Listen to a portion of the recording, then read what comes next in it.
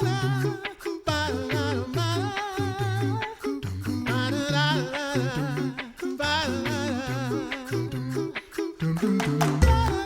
listening to The Coffee Hour. I'm Andy Bates. I'm Sarah Gulseth. Thanks to Concordia University Wisconsin for supporting The Coffee Hour. You can find out more about Concordia University Wisconsin at cuw.edu. Live uncommon. Today we get to go international. Yes. And we are heading to a region I don't think we've been to before. I don't think so. If we have, it's been a while. Yeah. So today joining us is the Reverend Andrew Fetter. He serves as Theological Educator and Area Facilitator in the Balkan-Mediterranean subregion for the Lutheran Church Missouri Synod. Now, what does that all mean? We'll find out in just a minute. Pastor Fetter, welcome to the Coffee Hour. Oh, thank you. So tell us about this region, the Balkan-Mediterranean subregion, and the communities that you serve. What is this region, and what are the needs for the Lord's work there? Gotcha. Well, the region itself, although it sounds geographical, and it's kind of broken up. So you have the Balkans, which most Americans only really remember from the 90s, but you've got mainly Romania, Bulgaria, and Greece where we have work, although we're also trying to reach into Moldova. Well, we have a congregation there now. And then there's also Serbia, Croatia, but we don't have a lot of work in there yet. We also include Italy, and Spain to a certain degree. So you've got Spain to a little bit, Italy certainly, and then you've got Romania, Bulgaria, and Greece, and Moldova. And the area, and I specifically work in Romania. I serve a congregation in Bulgaria, and I also serve a congregation in Greece. And then I do online teaching as well. How does that work? Those are not very close together. It's not horrid. Luckily online teaching, I just go to my office and I turn on Zoom. But once a month, I drive down to Sofia. I live in Bucharest, which is the capital of Romania. And I drive down to serve the congregations in Katerini, which is close to Thessaloniki, and then also to the capital of Bulgaria, Sofia. And it's a 3-day trip, and it's 24 hours of driving to go down to serve them and get back to my family. So 24 hours of driving on which side of the road? It's on the right, where only really the British, the Japanese, and I think Samoa now drive on the left, maybe a couple of them. It's on the right. We call it the unique side of the road. So how would you describe the needs in these areas where you're serving? You mentioned that we just have one congregation in one area. Is this an area or a region of the world where the Lutheran Church has had much of a presence in the past? Historically, not in Bulgaria or Greece or Italy. Romania, if some people may be aware that Transylvania is one of the 3 major regions in Romania. And historically, that was heavily populated with both Hungarians and Germans who had an indigenous Lutheran church, and they still do. So there has been a historic presence of Lutheranism in Romania, although it would still be considered an Orthodox majority country. Bulgaria and Greece, really no historic Lutheran presence there. In Bulgaria, there was a Wells mission plant that we ended up taking over when they just didn't have the resources for Bulgaria, and we gladly helped them out. And we've taken that on. And so it's only really been the last couple decades that there's been a Lutheran presence in Bulgaria. And Greece, that's only been the last couple of years. We have pretty much the very first Greek congregation there. So it's wonderful. As for needs, oh boy. Even though the culture here seems much more Christian than I would say in the U.S., so many people just consider Christianity to be an ethnic thing. If you're Bulgarian, you're Orthodox. If you're Greek, you're Orthodox. If you're Romanian, you're Orthodox, even if you're not. And Christ becomes almost just the wallpaper. Christianity becomes the wallpaper. It's all around you everywhere. But actually having a faith in it, that's more and more rare. And it's interesting because it gives you the opportunity, because they know who Jesus is to a certain extent. So they're open to talk about him, which is wonderful. But you get these opportunities to really give them the gospel for the first time. So often in the Orthodox Church, unfortunately, especially outside of the U.S., but even in the U.S., but especially outside, the legalism is so heavy. Christ is seen as sometimes a scary remote figure, and to get to tell people that Christ is for them, that Christ is more personal than what they're used to. A good example is the Orthodox liturgy, right? You don't participate in the Orthodox liturgy. The priests do it. The professional class does it. You just stand around for 3 or 4 hours coming and going in the church while the liturgy is being done for you. But then when they come into a Lutheran service and they see people singing the responses and taking part in that divine liturgy, that divine service, it's a wonderful thing for them to see. And it's interesting too, we have so many visitors at the church here in Bucharest. And we have other Lutheran churches here in Romania too that we work with. But here, this last Sunday, we had 5 visitors. They came through, sat during different parts of the service. They all stayed through at least a good portion of the sermon. And we had 2 afterwards that we were able to talk to. So like I said, Christianity's in the background. Christ is the wallpaper. They're used to it. They want to talk about him, but they don't know the gospel anymore. And so it gives you that opportunity to actually talk to them and to witness to them. And it's a wonderful. So what does that look like on a day-to-day basis? I know you mentioned that you do have to travel a lot just because of the nature of your work, but what does that look like on a daily basis, just building those relationships and getting out into the community to meet people? Well, we have English classes, and I just met with a wonderful woman who is a ballerina here in Bucharest, and she toured, and she was at the Bolshoi and all kinds of things before the communists left. And through the English classes, most Romanians, at least in Bucharest, know some English. So you're not teaching, English 101. It's more conversational to polish their English skills. So you're actually able to already communicate with them. And so getting to know the people, getting to talk to them, getting to introduce them sometimes to the catechism is a wonderful thing.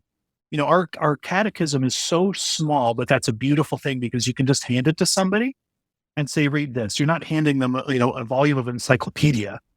It's just, here, read this and let's talk about it. That's beautiful. So yeah, English classes are a great way. Romanians are interested that Americans live here.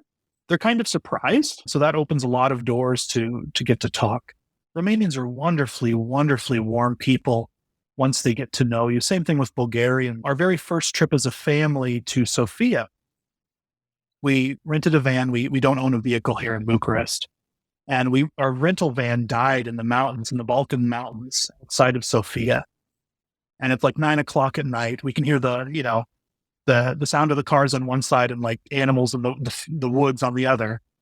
And this Bulgarian man just helped us. And he called somebody and they opened up their shop. And a couple hours later, we're on the road. There's such warm people. And once they open up to you, you're able to talk to them. So it's really just that living in the culture, talking to people, being willing to talk, to get them to hear about Jesus so you can bring them into catechism, so you can bring them to the liturgy. So, yeah.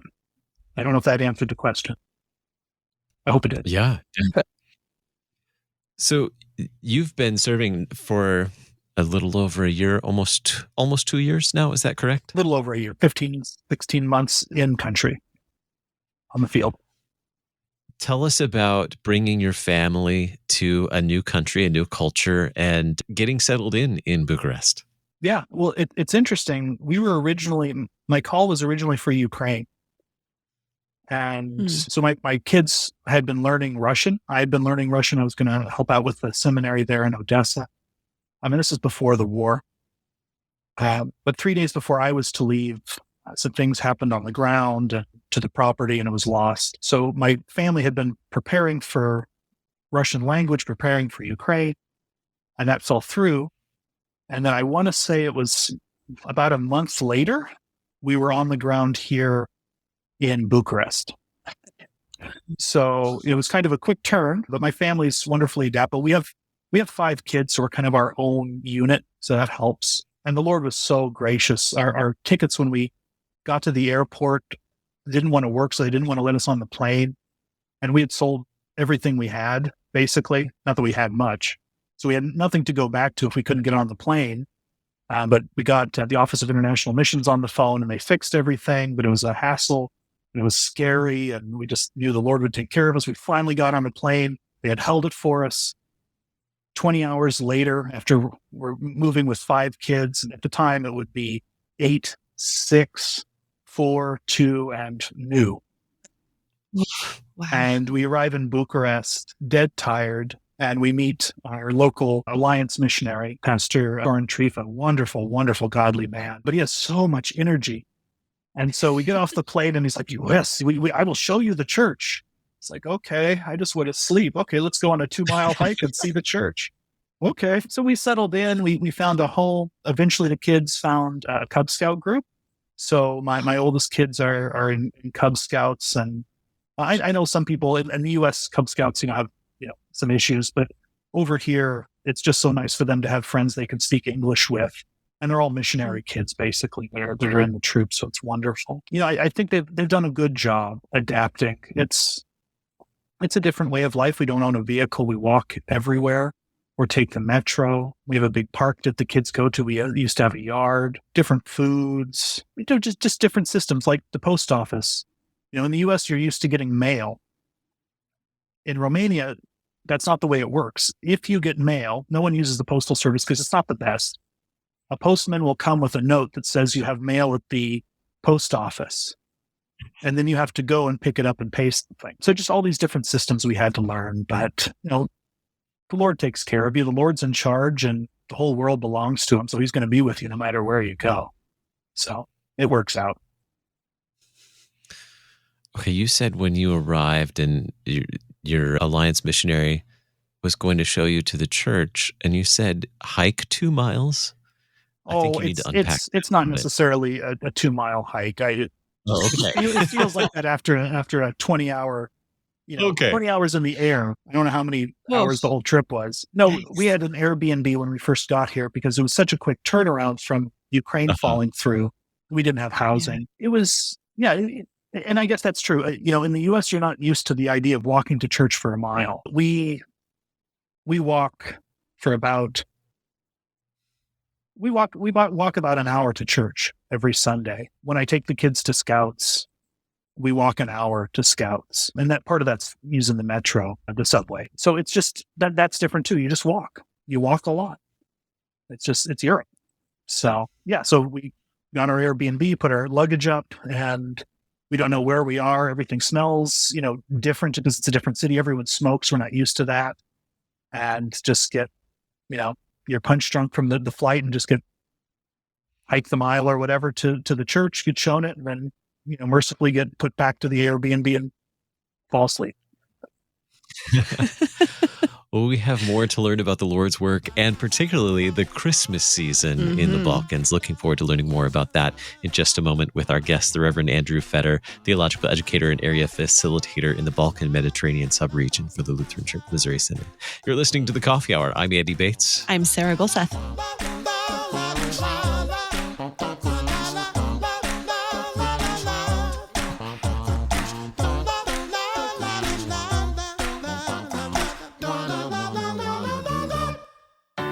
At Concordia University, Wisconsin, we believe you were created for a reason: to use your God-given gifts to help others, to live a life of self-sacrifice in a me-first world, to live a life that's uncommon.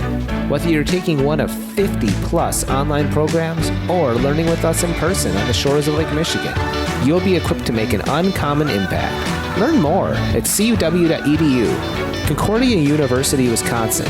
Live uncommon.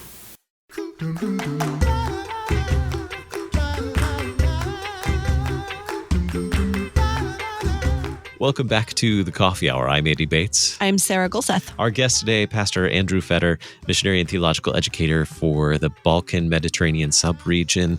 And I have just enjoyed learning about your family getting settled in and what the Lord has given you in terms of the ways that you serve in this part of the world. And you've been sharing a little bit about your family, and I know that you're somewhat new, only a little over a year into service there, but I'm interested in learning about Christmas in this part of the world. So you've experienced at least one Christmas in this part of the world. What does Christmas look like in the Balkans? It looks very much like it does in the U.S. Sorry to disappoint people. There's Santa Claus in a red suit everywhere. I mean, it's become very commercial, is it? Especially in Romania. The economy in Romania has done very well the last 20, 30 years. Bulgaria, it's not a little less commercial than the US, but still is. Greece, it's not so bad. But yeah, you see Santa Claus, you see ads for Coca-Cola, all of those things. So from a cultural point of view, it's very, very commercialized. And as I said before, Jesus is the wallpaper, right? Of course, everyone believes they're Christian, but is Christmas about just visiting your family, or is Christmas about Jesus? Kind of hard to tell sometimes, but that's true in the U.S. as well. The food is certainly different, although the food is so good. Oh, Romanian and Bulgarian and Greek food is delicious. So normally for Christmas, you eat sarmale here in Romania. Different families may have other things, but sarmale is like a cabbage roll, but they use like sauerkraut, like fermented cabbage leaves for the outside. And that little bit of tang to go cut through the pork is just fabulous. And then there's also some other dishes that they have that are a little more gelatiny and made of ears that I'm not a big fan of. But the sarmale, the meech, the varza, the cabbage, stewed cabbage, it's also good. Yeah, it looks very similar. It's interesting though, in Bulgaria and Romania, Christmas was effectively outlawed by the communists. And so you had Father Frost come in, who was imported from Russia, because they needed a figure kind of like Santa Claus. Occasionally in Bulgaria, I've seen a couple Father Frost statues, but not here in Romania. I think they want to get rid of their communist past here. But yeah, just Santa Claus. A lot of Santa. I now need to go eat some food because it sounds so good. Rolls, yeah. What are some of the other traditional things that you've come across during the Christmas season? Yeah, well, the 6th of December is very important. Actually, my family, we celebrate St. Nicholas Day. We already did in the U.S. And so St. Nicholas Day in at least Romania and Greece is the official start of the Christmas season. And so tonight was St. Nicholas Eve. So we hang up our kids' stockings, and a lot of other families will do the same here in Romania or Greece, or put out shoes. And then on the 6th, on St. Nicholas Day, in rural Romania, it was the tradition that you'd always go back to the village. You had what they call the pig sacrifice day, which sounds really creepy and pagan, but it's just because the word slaughter often gets translated as sacrifice. So it's the day you slaughter the pig for Christmas, so that you have time to smoke the meat and things like that. So on the 6th, you go to your village if you can, and your family, there's a pig for Christmas, and the whole, that whole animal, but the bones is going to probably get eaten. That's definitely an interesting tradition. It's also interesting too. They're both Orthodox countries, and yet Christmas is still celebrated on the 25th. Yeah, because normally Orthodox Christmas is celebrated around January 7th or so, but the 25th is the big day. Yeah, besides food, besides going to your village, everyone has their village that they're from. The Christmas traditions aren't too dissimilar. We have carolers here. So around Christmas and New Year's, you will have children that come through caroling, and you're expected to give them goodies, snacks, treats. A lot of them will hope for some money. So if you give them some candy, they may just kind of look at you and go, "Oh," and the same as in Greece, from what I understand. But yeah, carolers, going back to your village, slaughtering the pig. Romanians love pork. It's all about the pig here. If you don't like pork, you're kind of out of luck here. In terms of Christmas eats, okay, so we've talked about a lot of good food, but are Christmas cookies, are they common in the Balkans? Not really. The big Christmas baked good in Romanian's called kozenak, and they have the same thing in Bulgaria and Greece.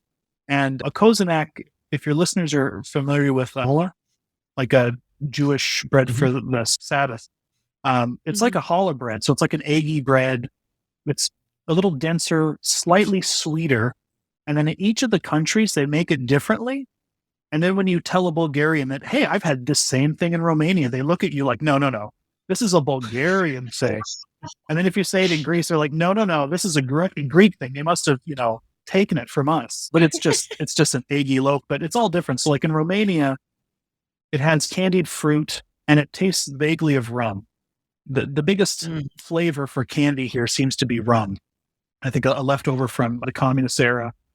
Bulgaria is a little sweeter. And then I'll be honest, I'll probably get in trouble because, the Balkans don't always get along, but the Greek version of Kozanac is probably my favorite as an American. It's nice and sweet. And they have cookies in Greece as well, but cookies or biscuits, basically, as they'd be referred to here, aren't nearly as big. My wife makes cookies for me to bring to the different churches I visit. And we also bring them to our friends and neighbors here in Bucharest. And they love her cookies because Romanian cookies are hard and dry. They're almost more like something you dip in coffee because you'd have to. And she makes, ooey gooey chocolate, American chocolate chip cookies and M&M cookies. And they just ooh and ah over them. So there are cookies for Christmas, but they're the ones my wife makes. And I bring and hand out to the parishioners. Starting traditions. Yes. So we've talked a lot about food, which is a totally fair game on the coffee hour. But what about any Christmas traditions in the church, things for Advent, things that you do with your parishioners that, I don't know, maybe look the same as here, but maybe are a little culturally influenced there as well?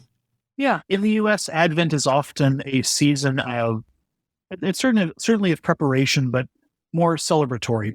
A lot of churches, a lot of churches, the liturgical color would be blue as we're looking forward to celebrating Christmas. Here in Romania, it is certainly still in the way it was in ancient times. It's a penitential season. So in the same way that you would have it for Lent, you don't say the Alleluias and the liturgy. A lot of the Orthodox fast. So even the Lutherans here, because their families are so predominantly Orthodox, some of them will also fast just because it's easier. And that's one of the interesting things too, is if you're bringing a food dish to some get together during Advent, you have to think, does this have meat? Is it going to be too sweet? Is it going to be too rich? And I don't think they're going to be offended if you bring it. And if they're not too pious, they may eat it anyways. But still, even the secular Romanians will still keep a lot of the fasts. So it is a penitential season in the same way that you would have Advent. So there's a little difference there. Just, it looks the same, like you said, but there's that feeling of Lent more than that celebratory feeling we often with Advent in the U.S. I'm trying to think. Yeah, it's much more similar to Advent, I guess would be my description of how the church is. And with the fasting, you have to watch out what you bring to things. Christmas services look similar? Oh yeah. That's a wonderful thing about our Lutheran liturgy is more or less wherever you go in the world, even if you can't understand the words, the tunes are very similar. So where the service is, it's the same service more or less. Although Romanian has way more syllables than English. So sometimes you'll have more words on like one note to get through it. But yeah, it's the same liturgy, which is such a wonderful thing, or a very similar liturgy. Yeah, liturgically, Christmas looks very similar because we're all following the same liturgy. We're all one church, which is such a beautiful thing that you could come over here, and once you started reading Romanian, you could sing along with us, and you would know exactly what's going on. It's a beautiful gift to have that same liturgy or a similar one. Yeah. Pastor Feder, how can we follow your work and the Lord's work in the Balkans and Mediterranean region?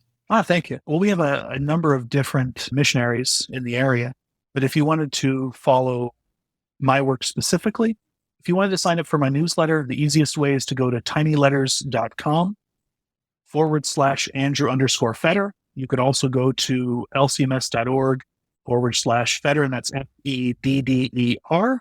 And of course, if you'd like to support the work here, and you can see all the workers we have here in Romania, going to missioncentral.us is a fabulous way to go. And you can go under the regions and then go to Eurasia, Romania, and see newsletters and all kinds of things. So. Our guest today, the Reverend Andrew Feder, missionary and theological educator, area facilitator for the Balkan-Mediterranean subregion for the Lutheran Church Missouri Synod. Pastor Feder, thanks so much for being our guest on the Coffee Hour. Thank you for having me. It was a pleasure.